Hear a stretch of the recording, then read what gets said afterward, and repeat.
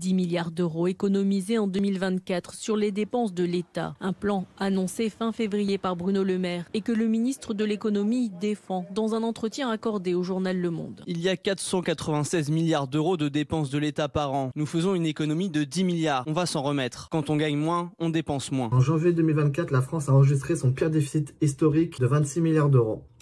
Précisément, ce plan d'économie identifie 29 domaines dans lesquels des efforts seront demandés. Bruno Le Maire donne des exemples concrets. Est-il possible de continuer à dépenser 5,7 milliards d'euros par an pour le transport médical des patients? Comment éviter la dérive sur les dépenses liées aux affections de longue durée tout en continuant à protéger les patients? Selon le ministre de l'économie, le déficit pour 2023 sera au-delà des 4,9%. Alors il l'assure, ces 10 milliards ne sont pas un coup de rabot, mais un frein d'urgence. Gouverner, c'est savoir renoncer à certaines dépenses secondaires pour financer des dépenses prioritaires. Je crois à un État fort, mais pas à un État qui se disperse, qui finance tout et devient une pompe à fric. La France, championne du monde en 2022 des impôts avec un prélèvement obligatoire de 46%. Et les efforts devront se poursuivre. Pour Bruno Le Maire, ce plan d'économie, c'est une première étape. La deuxième étape pourrait être un projet de loi de finances rectificative à l'été, si nécessaire. Enfin, troisième étape. Pour Bruno Le Maire, le projet de loi de finances de 2025, dans lequel il faudra trouver